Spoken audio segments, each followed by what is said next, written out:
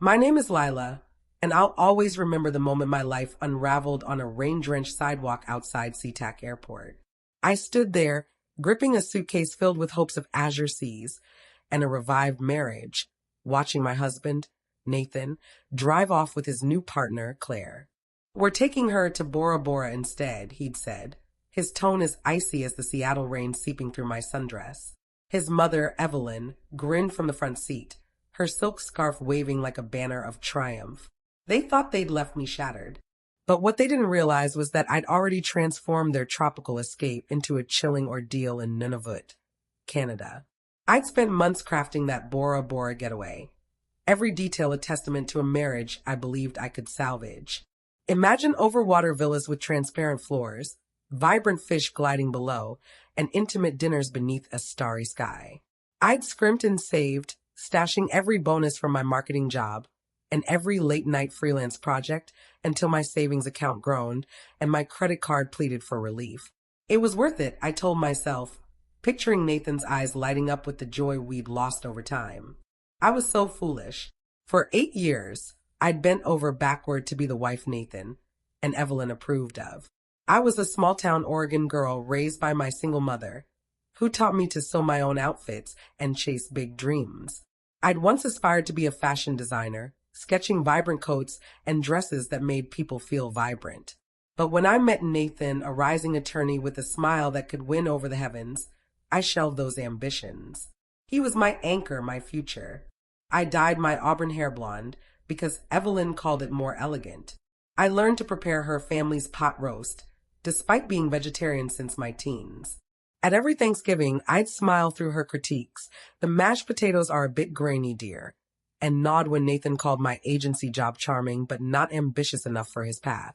That morning, I'd risen before sunrise, too thrilled to sleep. I slipped into the navy sundress Nathan once said brought out the sparkle in my eyes, back when we were newlyweds stealing kisses by Puget Sound. I made his favorite breakfast, blueberry pancakes drizzled with maple syrup in a heart shape. I even polished my grandmother's silver bracelet, which I'd stopped wearing after Evelyn deemed it rustic at our first Christmas. Everything was flawless, the itinerary tucked in my purse, the resort confirmation on my phone, the hope in my heart that this trip would remind Nathan why he chose me. Then the doorbell chimed. Evelyn swept in, her camel coat out of place in the June mist, her designer luggage gleaming. "Lila, the car is ready," she said, barely glancing at my carefully set table. "Nathan's handled everything. Typical man, didn't tell you." My stomach churned. The tickets were in my name, the plans my secret. But Nathan appeared, pulling a suitcase I didn't recognize, his gaze avoiding mine. "Let's go," he said, and I followed, still hoping it was a mix-up. In the car, the truth struck like a blow. Nathan's casual mention of Claire, Evelyn's smug nod, their dismissal of my life's work as hustling for small gigs. I clutched the itinerary, my hands shaking as they drove off, leaving me on that curb. But as their taillights faded, something ignited within me.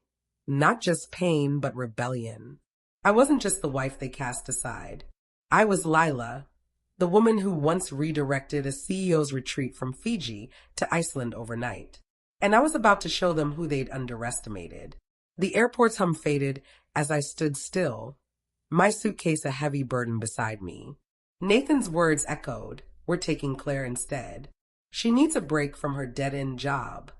Claire, the paralegal from his firm's holiday party, all long legs and rehearsed giggles, the one I'd tipped generously for taking my coat, while she was apparently slipping into my husband's life.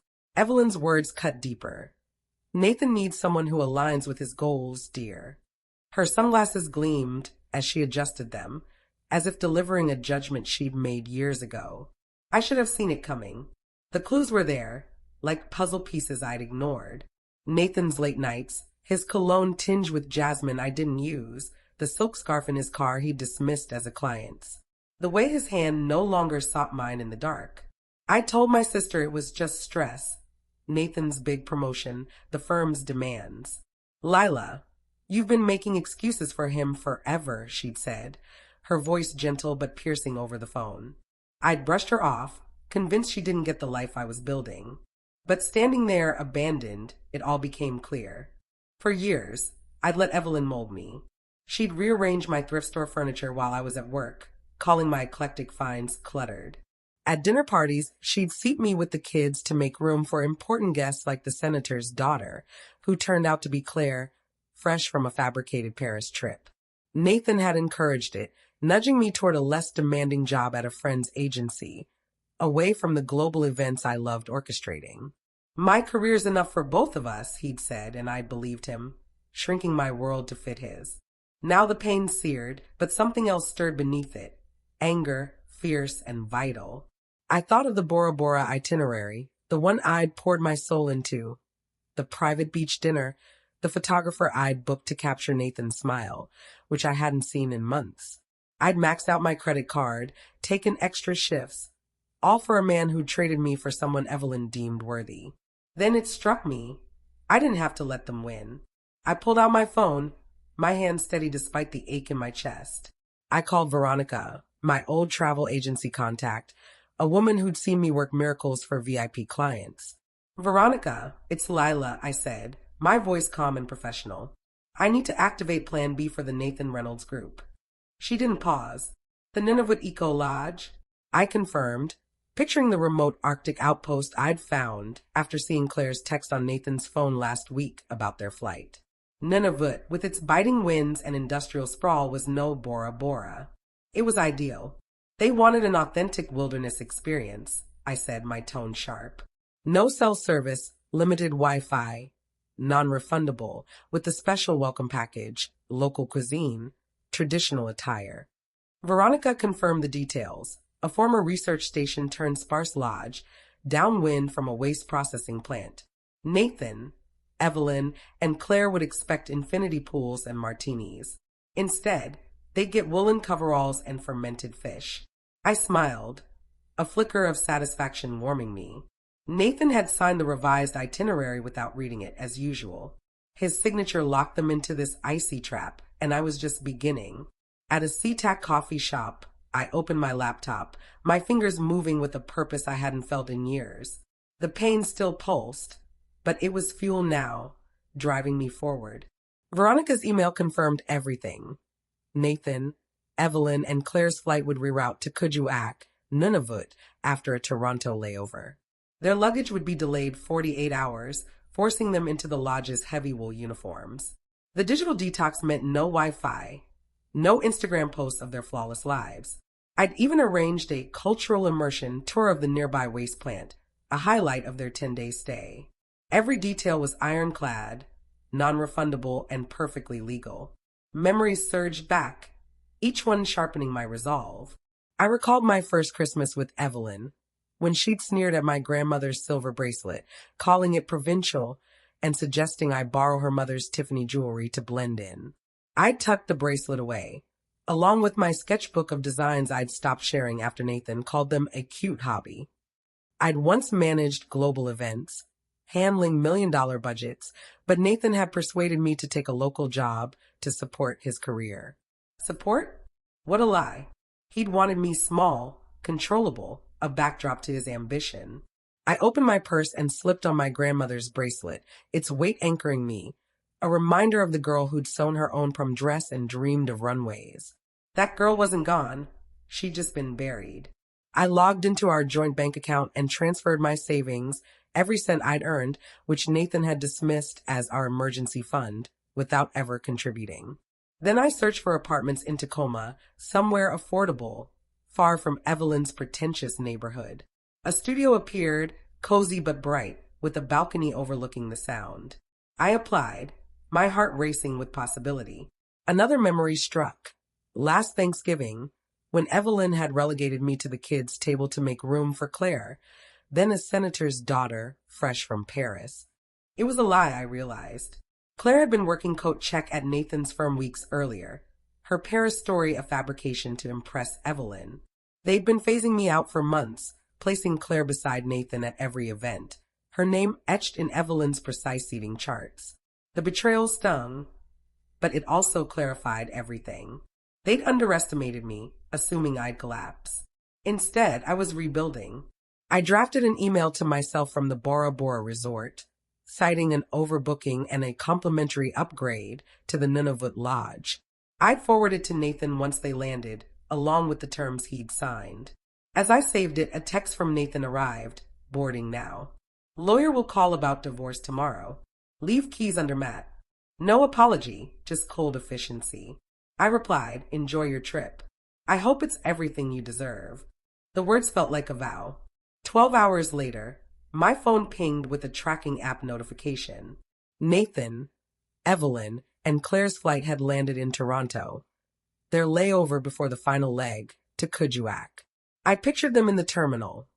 Evelyn clutching her designer bag, Nathan checking his watch, Claire snapping selfies for her curated Instagram. They still thought they were headed to Bora Bora, oblivious to the Arctic reality awaiting them. In my new Tacoma apartment, a glass of wine in hand, I imagined their faces when they landed in Nunavut. The Eco Lodge was no overwater villa, just concrete walls and narrow cots, with a faint stench from the nearby waste plant. Their welcome package included wool coveralls and fermented fish, a far cry from ceviche and cocktails.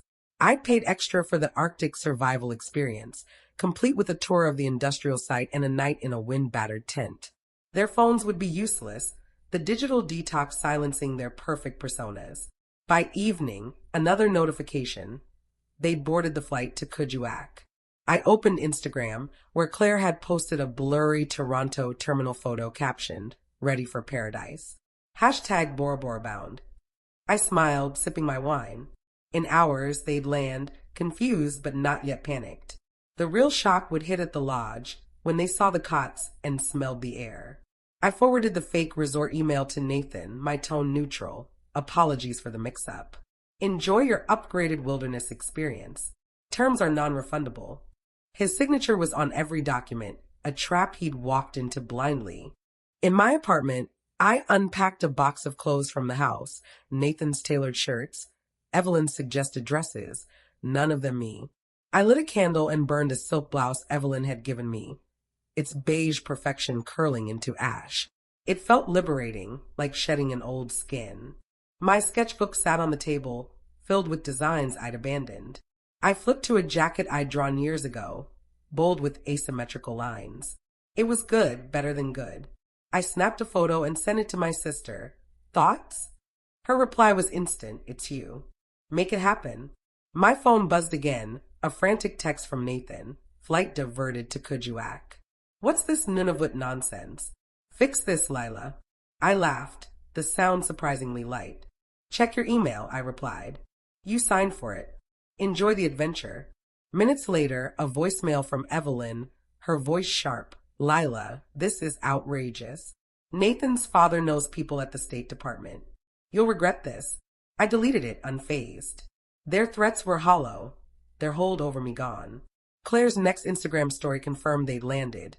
A shaky photo of a gray lodge captioned, "This isn't Bora Bora." At Nathan Reynolds, what's going on? I could picture Nathan's jaw tightening, Evelyn's outrage, Claire's tears as they realized there was no escape. But the real triumph wasn't their discomfort, it was my freedom. I slipped on my grandmother's bracelet, its silver glinting in the lamplight. For the first time in years, I felt tall, unburdened, like the woman who'd once dreamed of runways and refused to settle. They'd tried to erase me, but I was rewriting my story, and this was just the start. The next morning, sunlight streamed through my Tacoma apartment's window, the Puget Sound sparkling beyond my balcony. My phone showed notifications from the tracking app. Nathan, Evelyn, and Claire's phones had briefly come online in Nunavut, just long enough for Claire to post a photo of a concrete-walled room captioned, "Worst trip ever." At Nathan Reynolds, fix this. I didn't dwell on it. Their misery was a footnote, not the story. I opened an email from my old colleague, Leo, offering a job managing global events for his growing company. Double my old agency salary, with travel to Asia and Europe, places I'd once planned retreats for, but never seen. I accepted without hesitation, my fingers trembling with excitement. Later, an email from Nathan's lawyer arrived about divorce proceedings. I forwarded it to my own attorney, a sharp woman my sister recommended, and felt a weight lift. Nathan no longer shaped my future. I spent the day unpacking, each item a choice. My grandmother's bracelet stayed on, a reminder of the girl who'd sown her own dreams. I found my sketchbook and traced a dress I'd designed years ago, its bold colors a defiance of Evelyn's beige world. I cooked dinner, pasta with fresh herbs, including cilantro, which Nathan despised. It was delicious, and I savored every bite at my small table, the balcony door open, the salt air mingling with my freedom. A week later, another notification. Their phones were back online, signaling their return to civilization. I imagined them, Nathan fuming, Evelyn scheming, Claire disillusioned, boarding a flight home, their illusions of grandeur battered by none of its reality. I didn't care. I was leaving for Tokyo in 2 weeks for my first assignment, a corporate retreat I'd designed from scratch. I'd already sketched 3 new outfits, each one a piece of the Lila I'd buried. That evening, I sat on my balcony, the sunset painting the sky in pinks and golds I'd once thought too bold for my wardrobe. My grandmother's bracelet gleamed as I raised a glass of wine, toasting not vengeance, but myself. I'd been manipulated, diminished, but I'd emerged stronger, my boundaries unshakable. Somewhere, Nathan, Evelyn, and Claire were nursing their wounds. But I was already soaring 30,000 feet above their small world, heading toward a future that was mine alone. To everyone who's followed this journey, thank you. You've walked with me through betrayal, heartbreak, and triumph. If my story resonates, please subscribe to my channel and join our community. This isn't about revenge. It's about reclaiming your worth, stitching your dreams back together, and stepping boldly into a life that's yours. Keep crafting your own truth, and I'll see you on the runway.